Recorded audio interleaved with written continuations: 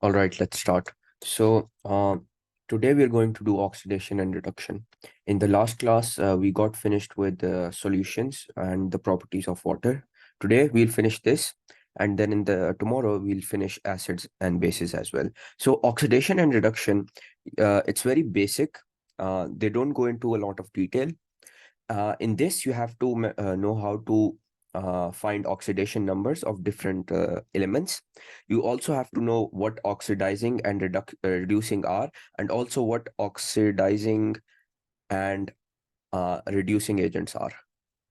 So you have to know how to identify agents as well. And balancing simple equation reactions, we already did this part in the last few classes. So this is not that important, but these things are the main part of this chapter. So let's start with the rules of oxidizing states.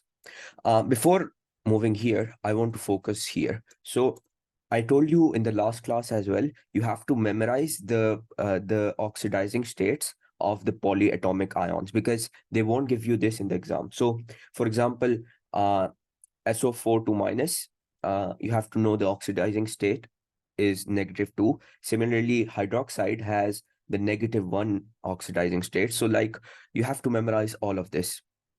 I'm not going to go through all of that, but yeah, memorize this table. Take a screenshot of this. I think we have to know how to balance half equations, right? Like we have to balance them by adding electrons and hydrogens. Uh, I don't think half equations is written. They wrote simple reactions, not half equations. But half equations comes under electrochemistry. It's not in the syllabus. Electrochemistry is not here, specifically here in this syllabus, but I've seen questions of the IMAT relating to electrochemistry. So when we finish the syllabus, right, I'll go through electrochemistry, very basic stuff. I'll go through that and after finishing the syllabus. So yeah, uh, let's focus on this part right now. So let's start with the rules for oxidizing states. Uh, Basically, group 1, right, are always +1. So they have a +1 oxidizing state. For example, Na plus, right, is +1. And similarly, potassium K is also +1. And group 2, likewise, are +2. For example, calcium is +2. Similarly, magnesium is +2 as well. And barium, again, it's in group 2, so it will have a +2 oxidizing state. And after that, this is very important. Oxygen is -2. One oxygen atom is -2. Remember this. A lot of people get confused here. So if one oxygen atom is -2, two oxygen atoms, it's oxygen in its natural state, O2, would have an oxidizing state of -4, not -2. -2 is when you don't have two atoms. You don't have a molecule. You have an atom only. That's when you have -2. When you have a molecule, you'll have -4 as the oxidizing state for oxygen. This is the case for everything except for peroxides. You don't have to go into detail because they won't really ask you about peroxides, but just as a general rule that peroxides, right? This is a peroxide. Similarly, this is another peroxide. These are the famous peroxides. In a peroxide, the oxidation state for one molecule or one atom of oxygen is -1. So I have two oxygen atoms here. The oxidation state for this would be -2. These two molecules will have -2 as the oxidation state. This is only the case when you have peroxides. When you have normal compounds, the oxidation state would be -2 for oxygen. And similarly, hydrogen, right? Ha has an oxidation state of +1, except for hydrides. So everything, most of the time, like 90%, you'll find H plus, H hydrogen as +1 in the oxidation state. But when you have hydrides, right? When you have hydrides, the oxidation state for hydrogen would be -1. So for example, you have NaH, this is a hydride. So if this is +1 here, I told you sodium is in group 1, so it will have positive 1. Hydrogen here would have negative 1 because this is a hydride. So they won't really ask you about hydrides. So yeah. The next rule is that the total sum of oxidation number in a compound is 0. What do I mean by this? Let's say I have HBr, I have CO2, I have water, and then I have one more compound. Let's say I have, let's do this. Let's say I have SO4 minus 2. Yeah. So in HBr, right, H is positive 1. H is positive 1. So Br is not in group 1, 2, or it's not oxygen. So when something is not from here, if something is not from all of these, then remember that the oxidation state would be completely random. We can't figure that out. For example, carbon, right? We don't know, carbon is not in group 1 or group 2, so we can't figure the oxidation state of carbon naturally. It would be completely random. Similarly, in this case where I have sulfur is not in group 1 or 2, so its oxidation state would be random. We can only find that out using oxygen's oxidation state. So let's do this. So when something is not charged, what do I mean by charged? For example, SO4 minus 2. You can see this has a charge. When something does not have a charge, for example, HBr, carbon dioxide, or water, when these compounds are present in its natural state, they will have an oxidation number of 0. Similarly, carbon dioxide is not charged. It doesn't have any oxidation state. So therefore, carbon dioxide is 0. In total, it would be 0. Similarly, we can figure the oxidation state for this as well, because we know hydrogen is positive 1. So when I have 2 molecules of hydrogen, I'll have positive 2, right? Because 1 is positive 1. So two atoms of hydrogen would be positive 2. Similarly, oxygen, 1 atom of oxygen is negative 2. So I have negative 2 as well here. So positive 2, negative 2 gives me 0. So water, oxidation state of water is also 0. So yeah, this was when you have no charge on a compound, it would be 0. But when you have a charge on the compound, negative 2, then that would be the oxidation state. For example, S2, right? So the oxidation state of SO4 is negative 2. Yeah. And yeah, so combined elements like single O2 SAR will have oxidation number of 0. So what is this rule? When you have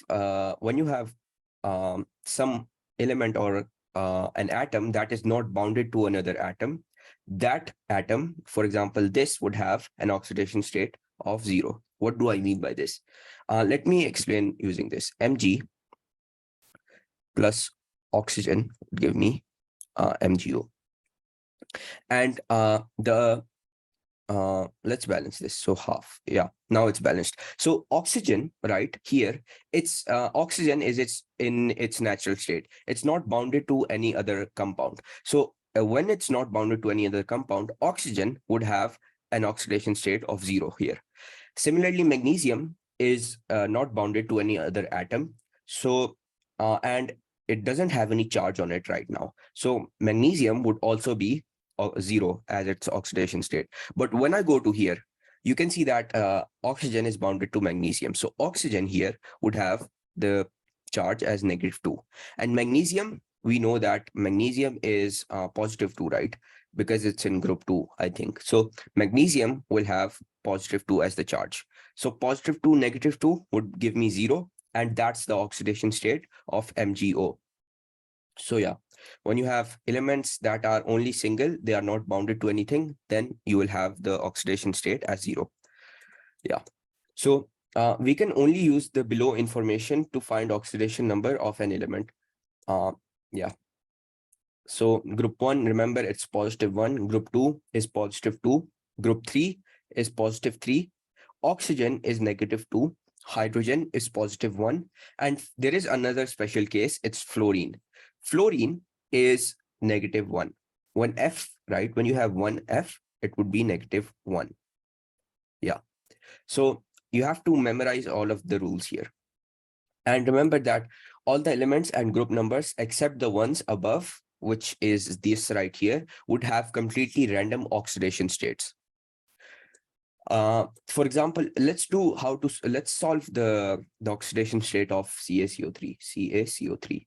So I want to find the oxidation state for carbon because I know calcium is in group 2, so it would have +2 as the charge, as the oxidation state.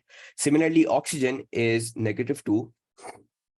So the oxidation state for oxygen in this compound would be 3 times -2 because I have 3 atoms of oxygen.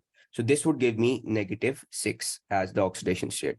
So I know I want to find the oxidation state of carbon. So +2 for calcium plus X, because I don't know the oxidation state of carbon, plus the oxidation state for oxygen, which is -6, right?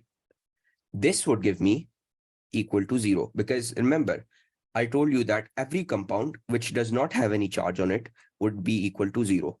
So I can figure this out that using algebra, I can figure it out that the oxidation state for carbon here is +4, because -6 plus 2 would give me -4, and then this X would go here. Yeah, so +4.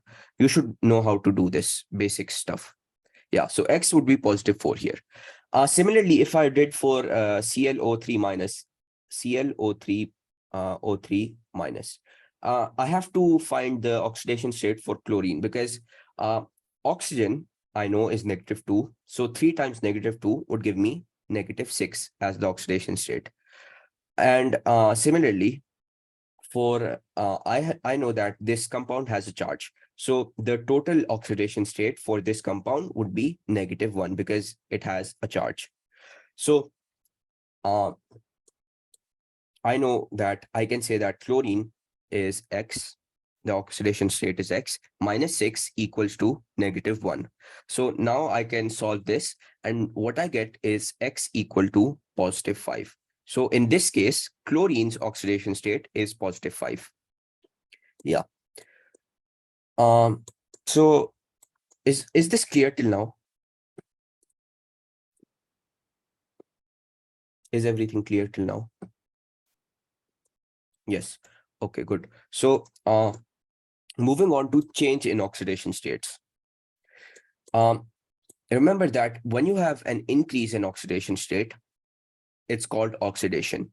When you decrease the oxidation state, it is called reduction. So for example, here, sulfur, right? SO2, in SO2, S or sulfur has an oxidation state of +4. I can figure this out because I know oxygen is -2. So 4 times -2 would give me 8. And this X plus -8 will give me 0. And with this, sorry, it's 2, not 4. So this should be 4. So X plus 4, I can figure that sulfur is +4. So sulfur is +4 here when it's SO2, but when it becomes SO3, right? When this compound becomes SO3, sulfur's oxidation state would become +6. I can figure that out as well because I know SO3, oxygen here would be -6, right? Because -2 times 3 gives me -6. So X plus -6 would give me 0 because no charge. So the total oxidation state is 0. And with this, I can figure out that sulfur here is +6. So you can see that sulfur is going from +4 to +6. This is an increase in oxidation state. So therefore, this is known as oxidation. And similarly, you can see that nitrogen here is +4. The oxidation state is +4 when it's NO2. But when I become NO, when this becomes NO, the nitrogen oxidation state in NO is +2. So I'm going from +4 to +2, and this is a decrease in oxidation state. And remember, when it's decrease in oxidation, it's called reduction. Yeah. And there is some important stuff with reduction and oxidation. So reduction and oxidation. You have to know this acronym I learned in my A levels. It's called oil rig. Basically, oxidation is loss. What loss? Loss of electrons. Whereas reduction is gain. So gain of electrons. So when you have reduction, right? Reduction, when this is happening, when nitrogen is going from +4 to +2, nitrogen here is gaining electrons. Whereas sulfur, because it went from +4 to +6, since this is oxidation, sulfur here is losing electrons, so loss of electrons. Yeah. So reduction is loss. Reduction is gain. Oxidation is loss of electrons. And what else? Reduction, when a species is getting reduced, when species gets reduced, when a species gets reduced, it would act as an oxidizing agent. I'll explain oxidizing and reduction agent as well, but learn this basic stuff right now. Reduction, when some species gets reduced, it acts as an oxidizing agent. So if something gets oxidized, right, when a species gets oxidized, it would act as a reducing agent. So yeah, in this case, sulfur got oxidized. So it's getting oxidized here. So sulfur here is acting as a reducing agent. So sulfur is a reducing agent in this case. And similarly, nitrogen gets reduced. Nitrogen becomes +2 from +4. So nitrogen, since it's getting reduced, nitrogen is acting as a oxidizing agent. Yeah. Coefficient before a compound or not used to find. Yeah. This is a very important rule as well, because a lot of people get confused. If I have H2O2, two molecules of H2O2, I won't consider this two as in finding my oxidizing agents. So for example, I talked about Mg half O2 becoming MgO, right? In this case, oxygen, I won't care what my coefficient for oxygen is. So this doesn't matter. I only want what's present in my atoms. So I have -2 as oxygen. Since there is two atoms of oxygen, this would be -4. I don't care what's present here. If there was 2 here, I wouldn't care about this 2. I would simply do my calculations as it was without this being present. Yeah. And what else? So these are some examples as well. I think you got the point, right? Is this clear till now? Should I move on, or should I explain all of these examples as well? I think it's clear. Yeah. So, all right. So let's move on. What else is there? Yeah, oxidizing and reducing agents. I want to focus on this part right here. You can see that zinc is in its natural state. Because zinc is not bound to any element, its oxidizing number is 0 right here.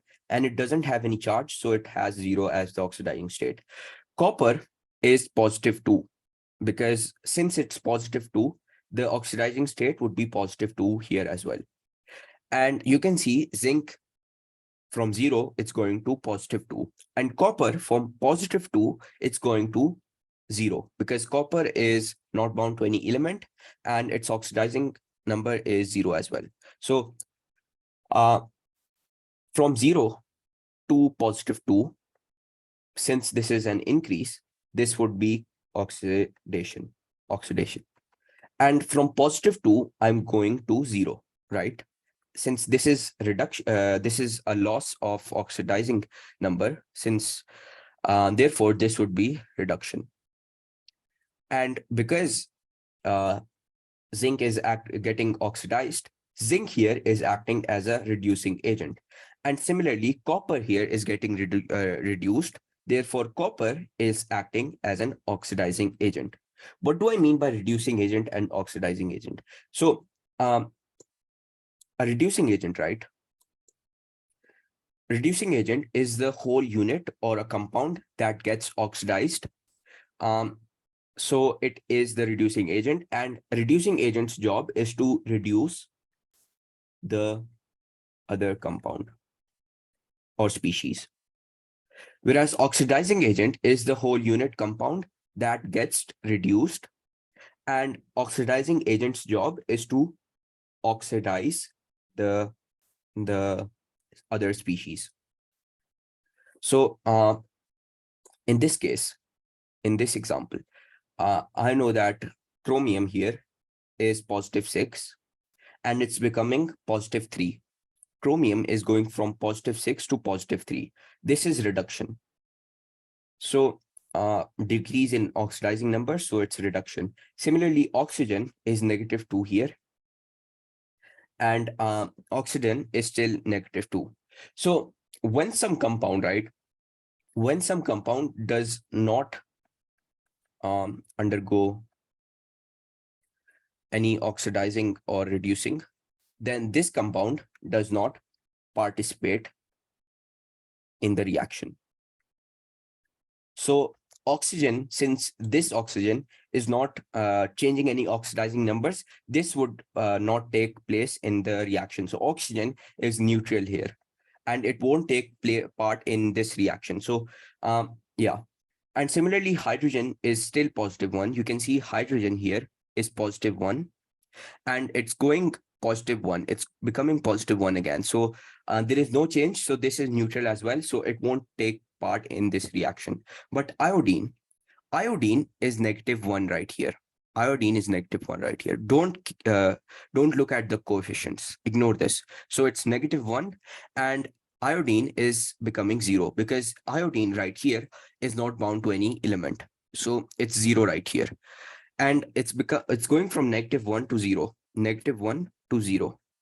How do I go from -1 to 0? -1 plus 1 would give you 0. So this is oxidation because you're increasing the oxidation number. So since iodine here is getting oxidized, iodine is acting as a reducing agent here.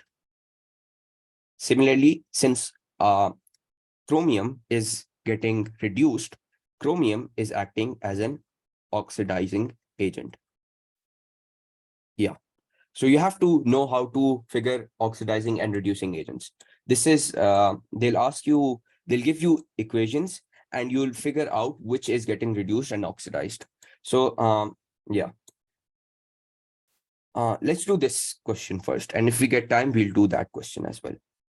So you have like 5 minutes, take your time and solve this question.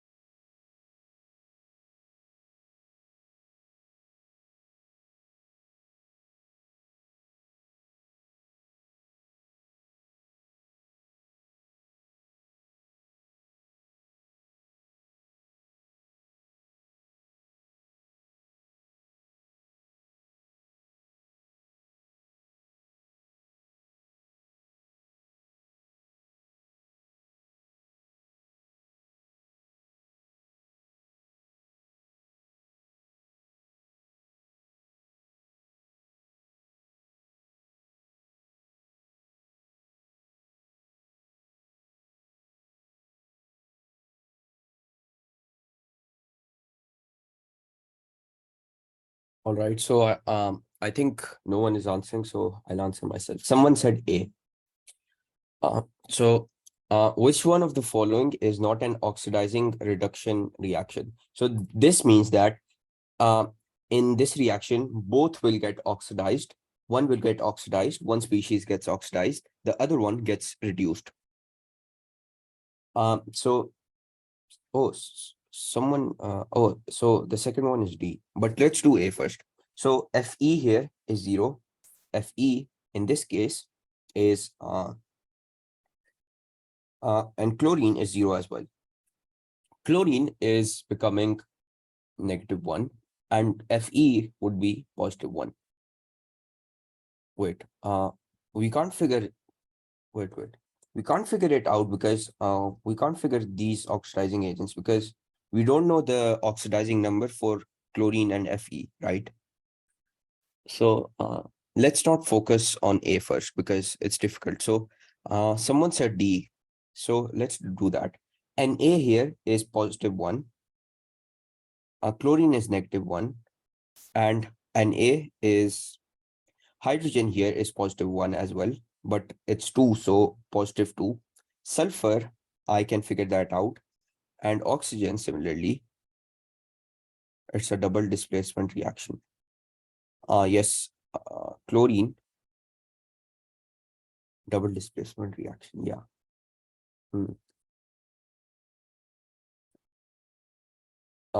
Sulfur is, we can figure that out, H2SO4. Did you figure the oxidizing number for sulfur here? Redox in them. Those reactions usually don't have redox in them. Yeah.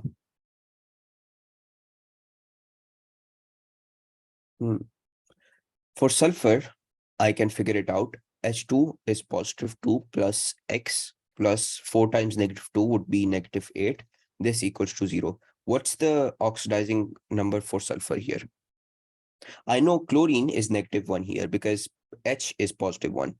So chlorine is -1 here. What's the answer for this? What's the answer for sulfur? It would be X minus 6 equals to 0. So X here would be +6. So sulfur here is +6.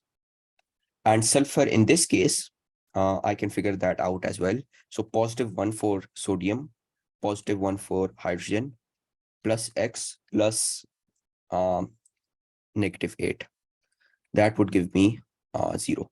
So +1 gives me +2 minus 8 plus X gives me 0.